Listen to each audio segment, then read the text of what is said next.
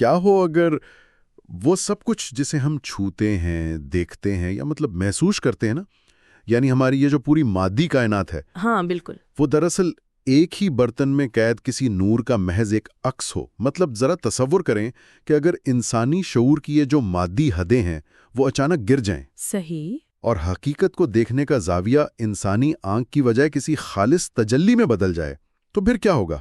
چلیں اس کی تہوں تک پہنچتے ہیں۔ یہ واقعی ایک بہت گہرا سوال ہے۔ ہاں، تو آج ہم ایک ایسے متن کا تجزیہ کر رہے ہیں جو یہ دعویٰ کرتا ہے کہ انسانی سوچ اپنے مادی خول سے باہر نکل کر خالص نور کا مشاہدہ کر سکتی ہے۔ مطلب ہم ایک ایسی روحانی کیفیت کا جائزہ لیں گے جو ہماری اس روزمرہ کی حقیقت پر بہت گہرے سوالات اٹھاتی ہے۔ کتاب مراقبہ کی اقسام السیدہ سیدہ خاتون عظیمی میں لکھا ہے کہ مراقبے کی یہ 12ویں قسم ایک ایسے مقام کی نشاندہی کرتی ہے جہاں سالک یعنی جو روحانی سفر کرنے والا ہے نا، اس کا ذہن مکمل طور پر اللہ تعالیٰ کی تجلی میں جذب ہو جاتا ہے۔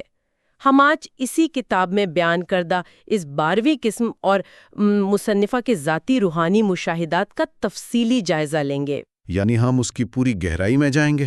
بالکل، ہم صرف یہ نہیں دیکھیں گے کہ مصنفہ نے کیا دیکھا، بلکہ ہم یہ بھی سمجھنے کی کوشش کریں گے کہ ان کیفیات کے پیچھے جو صوفیانہ نفسیات ہے وہ کیسے کام کر رہی ہے۔ واہ، یہ گفتگو تو واقعی کائنات کو دیکھنے کا ایک بالکل نیا اور مختلف زاویہ دے گی۔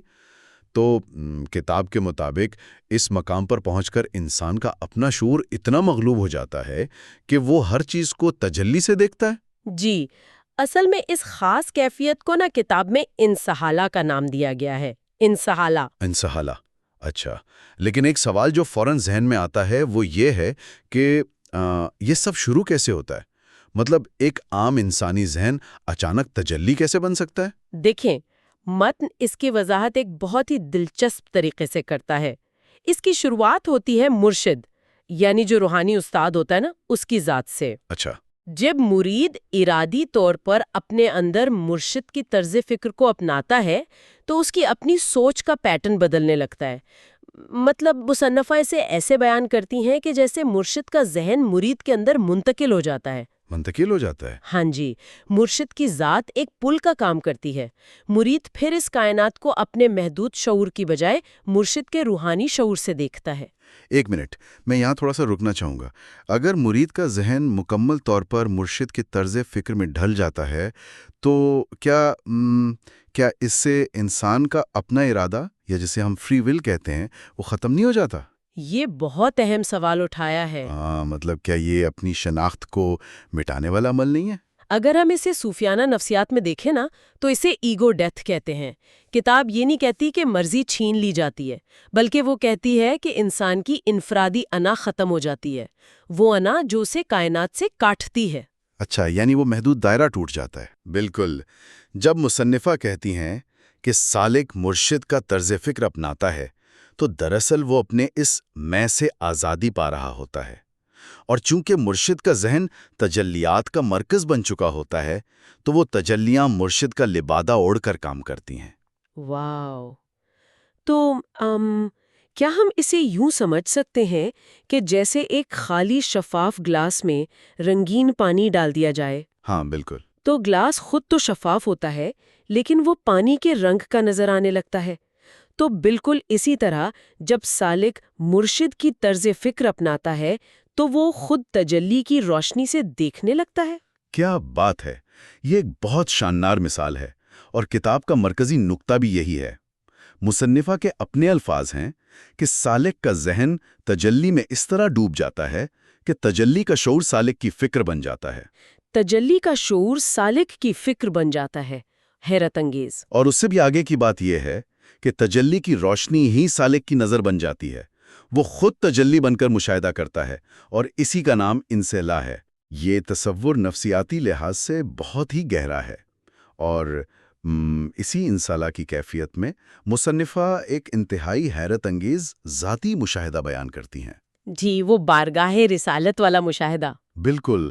وہ لکھتی ہیں کہ مراقبے میں ان کی نظر حضور پاک صلی اللہ علیہ وآلہ وسلم کے مقام تک پہنچتی ہے، وہ منظر بیان کرتی ہیں کہ حضور پاک صلی اللہ علیہ وآلہ وسلم ایک کمرے میں گاؤ تکیے کے سہارے تشریف فرما ہیں، صحیح۔ اور مصنفہ وہاں پہنچ کر انتہائی عقیدت سے ان کے پاؤں دباتی ہیں اور انہیں نانا کہہ کر مخاطب کرتی ہیں۔ ہاں، اور اس مقام پر متن کا لہجہ اچانک کتنا تبدیل ہو جاتا ہے نا؟ بالکل، ایک دم فلسفے سے نکل کر محبت اور عقیدت کی تصویر بن جاتا ہے۔ وہ بتاتی ہیں کہ جب وہ پاؤں دباتی ہیں تو حضور پاک صلی اللہ علیہ وآلہ وسلم نیموا آنکھوں سے دیکھتے ہیں اور شفقت سے مسکراتے ہیں۔ مصنفہ محسوس کرتی ہیں کہ رحمت کی شعائیں نکل کر انہیں اپنے حصار میں لے رہی ہیں۔ لیکن یہاں مجھے ایک چیز پر بہت حیرانی ہوتی ہے۔ کس چیز پر؟ مطلب اتنی بلند روحانی سطح پر پہنچنے کے بعد جہاں انسان خود تجلی بن چکا ہے، وہاں مصنفہ کا تصور اپنی ذات کے بارے میں ایک بچی جیسا کیوں ہو گیا؟ وہ ایک بڑے عالم یا دانشور کے طور پر کیوں نہیں گئیں؟ یہ معصومیت کیوں؟ دیکھیں، یہ نقطہ اس کتاب کی روح کو سمجھنے کے لیے بہت ضروری ہے۔ کتاب کے مطابق اس حتمی مقام پر عقل یا دانشوری نہیں بلکہ خالص عشق کام آتا ہے۔ خالص عشق؟ جی، متن کے الفاظ ہیں بالکل بچوں کی طرح معصومیت کے ساتھ، مطلب شعور کی بلند ترین سطح پیچیدگی نہیں بلکہ سادگی ہے۔ یہ بچپنا کوئی کمزوری نہیں ہے۔ تو پھر یہ کیا ہے؟ یہ اس بات کا اشارہ ہے کہ سالک نے اپنے اندر کے علم اور مرتبے کے تکبر کو مکمل طور پر مٹا دیا ہے۔ وہ عشق محمدی میں اتنی غرق ہیں کہ بے ساختہ پنڈلیاں سہلاتی ہیں اور کہتی ہیں میرے نانا جیسا کوئی حسین نہیں۔ سبحان اللہ۔ یہ وہ خالص تسلیم و رضا ہے جہاں کوئی سوال باقی نہیں رہتا۔ یہاں بات واقعی بہت دلچسپ ہو جاتی ہے، کیونکہ اسی عقیدت کے جواب میں حضور پاک صلی اللہ علیہ وسلم مسکراتے ہیں اور فرماتے ہیں کہ یہ ساک کی تجلی ہے۔ سے کریں کہ یہ ساک کی تجلی کیا ہے؟ ساک کا مطلب ہوتا ہے پنڈلی، اور یہ دراصل قرآن پاک میں قیامت کے دن ساک کے کھولے جانے کے ذکر کی طرف اشارہ ہے۔ صوفیانہ اصطلاح میں یہ اللہ کے جلال اور اس کی ہیبت کا سامنے آنا ہے۔ یعنی کوئی بے نقاب حقیقت؟ بالکل، یہ کوئی عام روشنی نہیں ہے بلکہ یہ ایک ایسا طاقتور نزول ہے جسے عام انسان برداشت ہی نہیں کر سکتا۔ اور مصنفہ نے بھی اس کا اثر بالکل ویسا ہی بیان کیا ہے۔ وہ لکھتی ہیں کہ یہ الفاظ سنتے ہی ایک دم بجلی چمکی اور سیدھی ان کے دل پر گری۔ ہاں، دل سوختہ ہو گیا۔ جی، کتاب کے عین الفاظ ہیں کہ دل اس تجلی سے سوختہ ہو گیا، پرانا مادی دل جل کر خاک ہو گیا۔ تو کیا اس کا مطلب دل کا ختم ہو جانا ہے؟ نہیں نہیں، یہ موت نہیں ہے۔ یہ وہ مادی دل تھا جس میں دنیاوی خواہشات تھیں، وہ جل گیا۔ لیکن کتاب بتاتی ہے کہ دل ختم نہیں ہوا بلکہ وہ خود تجلی بن گیا اور سینے میں سما گیا۔ کیا بات ہے! یعنی ایک نورانی دل۔ وہ بتاتی ہیں کہ اس نئے نورانی دل سے نور کے قطرے فوارے کی طرح ابلتے ہیں اور ان کی زبان سے بے ساختہ نکلتا ہے، یا اللہ، بے شک تو ہی میرا رب ہے۔ بالکل، یہ دل کے منور ہونے کی انتہا ہے۔ اور اس کے فوراً بعد جو گفتگو ہوتی ہے نا، وہ پوری کائنات کے فلسفے کو چھیڑ دیتی ہے۔ حضور پاک صلی اللہ علیہ وآلہ وسلم فرماتے ہیں کہ انسان اللہ کی تجلیوں کو جب بھی دیکھے گا ہمارے ہی واسطے سے دیکھے گا۔ ہاں، میں اسی طرف آنا چاہ رہا تھا۔ مطلب ذات محمدی بحیثیت حجاب۔ تو کیا اس کا مطلب یہ ہے کہ انسانی نظر کبھی براہ راست خالق تک پہنچ ہی نہیں سکتی؟ جی بالکل، اور اس کو سمجھانے کے لیے مصنفہ نے جو سمندر اور برتن کی مثال دی ہے وہ کمال ہے۔ ذرا وہ مثال کھول کر بتائیں نا۔ دیکھیں، فرض کریں ایک سمندر ہے، آپ اس کا پورا پھیلاؤ نہیں دیکھ سکتے۔ صحیح۔ سمندر لامحدود ہوتا ہے، ہاں، لیکن اگر آپ اسی سمندر کے پانی کو ایک برتن میں ڈال دیں تو آپ کا ذہن اس کا احاطہ کر لیتا ہے۔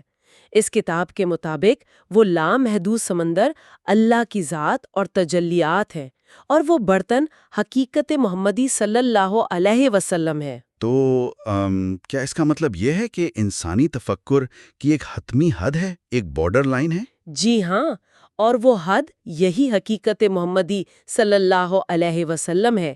اس دائرے سے باہر صرف ذات خالق ہے۔ مخلوق جب بھی رب کو پائے گی اسی دائرے کے اندر پائے گی۔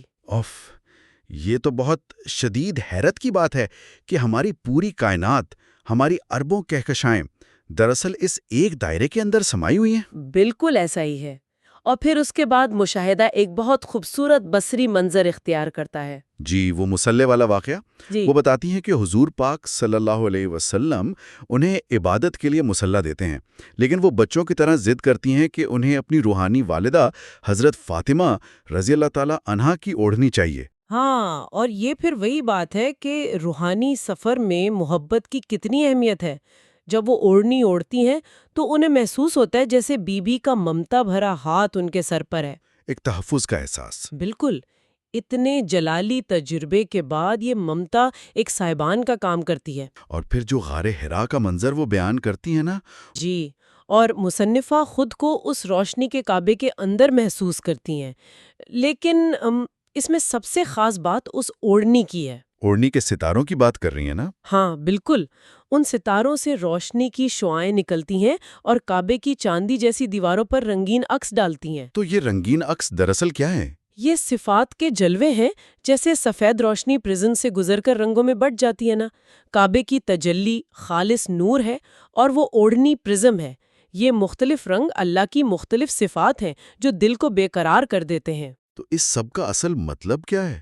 مطلب سجدوں سے سر اٹھانے کے بعد یہ مشاہدہ کس کلائمیکس پر ختم ہوتا ہے؟ جب وہ سجدے سے سر اٹھاتی ہیں نا تو رنگین جلوے غائب ہو جاتے ہیں اور اوپر سے ایک انتہائی روشن تجلی آ رہی ہوتی ہے۔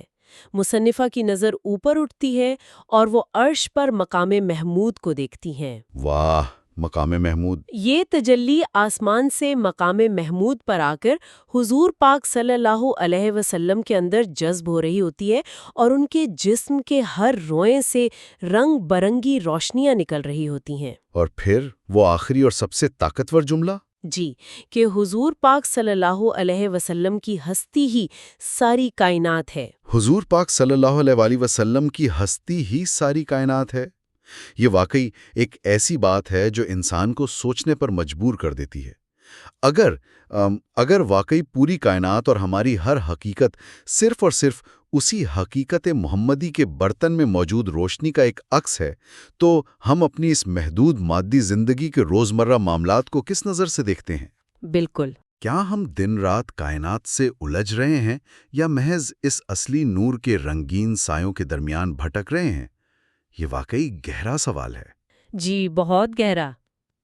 اس پوڈ کاسٹ کو دیکھنے اور سننے کا شکریہ، جو یقینی طور پر علم میں اضافہ کرے گا اور زندگی کو اس کی حقیقی روح میں دیکھنے کا نظریہ بدل دے گا۔ ویڈیو کو لائک کریں، چینل کو سبسکرائب کریں اور اسے ہم خیال لوگوں تک فارورڈ کریں۔ اللہ حافظ۔